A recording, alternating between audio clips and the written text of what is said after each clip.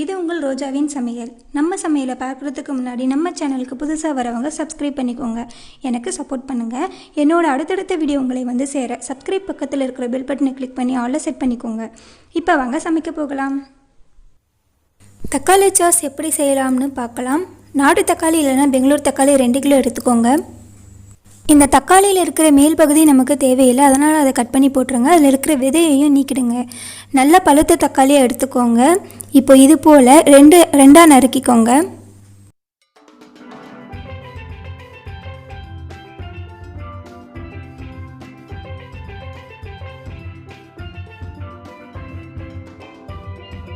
இது போல் கட் பண்ண பிறகு இதில் இருக்கிற விதையெல்லாம் ஒரு கிண்ணத்தில் எடுத்துக்கோங்க. அடுத்து விதையில் இருக்கிற சாறு மட்டும் வடிகட்டிக்கணும். இதெல்லாம் ஏன்னா உங்களுக்கே தெரியும், நாட்டு தக்காளி ரொம்ப புளிப்பாக இருக்கும். நான் யூஸ் பண்ணுற இந்த தக்காளியும் ரொம்ப புளிப்பாக இருக்குது. அதனால் இதில் இருக்கிற கொஞ்சம் சாறு மட்டும்தான் எடுத்துக்கிறேன். புளிப்பு இல்லைனாலும் நல்லா இருக்காது. புளிப்பு, இனிப்பு, காரம் இந்த 3மே இருந்தால் தான் இந்த தக்காளி சாஸ் சூப்பராக இருக்கும்.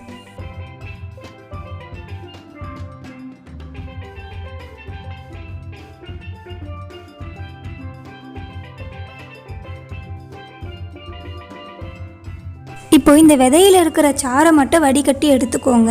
அடுத்து குக்கரில் நீங்கள் பண்ணுறதா இருந்தால் 1/2 டம்ளர் அளவுக்கு இதிலேயே தண்ணி ஊற்றிட்டு 3 விசில் வரைக்க விடுங்க. நான் இப்படியே கொதிக்க விட போகிறேன், அதனால் 2 டம்ளர் அளவுக்கு தண்ணி விட்டுக்கிறேன்.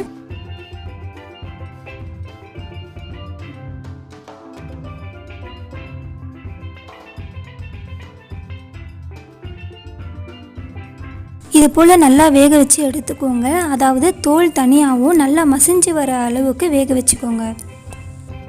அடுத்து மிக்சியில் போட்டு அரைக்கணும். அதனால் இதை நல்லா ஆற விடுங்க. சூடெல்லாம் நல்லா ஆறின பிறகு நல்லா விழுதாக அரைச்சிக்கோங்க.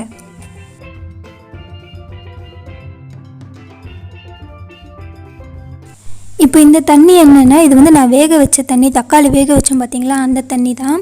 அதை வடிகட்டிக்கோங்க. அதுக்கப்புறம் நம்ம அரைச்சி வச்சுருக்கிற விழுதையும் நல்லா வடிகட்டி எடுத்துக்கோங்க.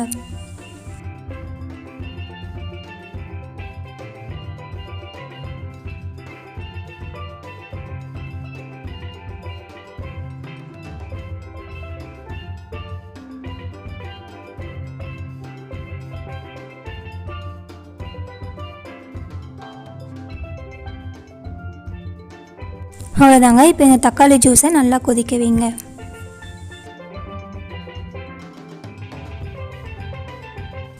இதுபோல் நல்லா கொதிக்கும் பொழுது 1 டீஸ்பூன் வெறும் மிளகாய் தூள் இல்லைன்னா காஷ்மீரி ரெட் சில்லி போட்டுக்கோங்க. 1/2 டீஸ்பூன் அளவுக்கு கரம் மசாலா பொடி சேர்த்துக்கோங்க. சேர்த்துட்டு நல்லா கொதிக்க வைங்க. இப்போ இந்த தக்காளி சாஸ் நான் வேணும்னும் பொழுது செஞ்சுக்குவேங்க. இப்போ 1 வாரத்துக்கு வரைக்கும் நான் செஞ்சு வச்சுக்குவேன். அதில் நான் வினிகர்லாம் ஊற்ற மாட்டேன், அப்படியே நல்லா இருக்கும்.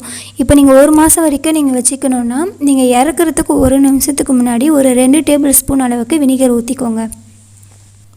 அடுத்து சுவைக்காக உப்பு ஒரு 1/2 டீஸ்பூன் அளவுக்கு சேர்த்துக்கோங்க. இப்போ பாருங்கள், நல்லா தண்ணியெல்லாம் சுண்டி நல்லா திக்காக இருக்கணும். இந்த ஸ்டேஜில் தான் நீங்கள் சர்க்கரை சேர்க்கணும். சர்க்கரை நான் ஒரு 1/2 கப் அளவுக்கு சேர்த்துருக்கேங்க. ஒரு 1/2 கப்புனா நான் ஒரு 100 கிராம் அளவுக்கு சேர்த்துருக்கேன். இதில் நான் வினிகர்லாம் சேர்க்கலை, அதனால் கண்டிப்பாக 1 வாரம் வரைக்கும் தான் நல்லாயிருக்கும். அதுக்கப்புறமா அது கெட்டு போயிடும். உங்களுக்கு 1 மாதம் வரைக்கும் நல்லா இருக்கணும்னா நீங்கள் வினிகர் சேர்த்துக்கோங்க. ஒரு 2 டேபிள் ஸ்பூன் அளவுக்கு சேர்த்துக்கோங்க. இறக்குறதுக்கு 1 நிமிஷத்துக்கு முன்னாடி சேர்த்துக்கோங்க. இப்போது தக்காளி சாஸ் ரெடியான்னு பார்க்கணுன்னா ஒரு சின்னதாக ஒரு பிளேட் எடுத்துக்கோங்க. அதில் கொஞ்சமாக ஊற்றி பாருங்கள். தக்காளி சாஸ்லேருந்து தண்ணி தனியாக வரக்கூடாது, அப்படியே இருக்கும். அப்படியே வந்துச்சுன்னா இன்னும் கொஞ்சம் நேரம் கொதிக்க வைங்க. தக்காளி சாஸ் ஆறின பிறகு பாருங்கள், இன்னும் கொஞ்சம் திக்காக இருக்கும். அவ்வளோதாங்க தக்காளி சாஸ். இது போல் நீங்களும் வீட்டில் பண்ணி பார்த்துட்டு எப்படி இருந்ததுன்னு கமெண்ட் பண்ணுங்கள். இந்த வீடியோ உங்களுக்கு பிடிச்சிருந்தா லைக் பண்ணுங்கள், உங்கள் ஃப்ரெண்ட்ஸ்க்கு ஷேர் பண்ணுங்கள். நம்ம சேனலுக்கு புதுசாக வரவங்க சப்ஸ்கிரைப் பண்ணுங்கள். என்னுடைய அடுத்தடுத்த வீடியோ உங்களை சேர சப்ஸ்கிரைப் பக்கத்தில் இருக்கிற பெல் பட்டனை கிளிக் பண்ணி ஆல்ல செட் பண்ணிக்கோங்க. Thank you. Hi friends, TN29 Azhagaraja. இது என்னோட தம்பியோட சேனல். இதில் முக்கியமாக சயின்ஸ் ப்ராஜெக்ட் ஈஸியாக இன்ட்ரெஸ்டிங்காக இருக்குது. அது மட்டும் இல்லாமல் ஆக்ஸ் அண்ட் ட்ரிக்ஸ் அது போல் வீடியோஸ்லாம் அப்லோட் பண்ணிகிட்ருக்காங்க. இந்த சேனலை மிஸ் பண்ணாமல் போய் பார்த்துட்டு சப்ஸ்கிரைப் பண்ணி சப்போர்ட் பண்ணுங்கள். தேங்க்யூ.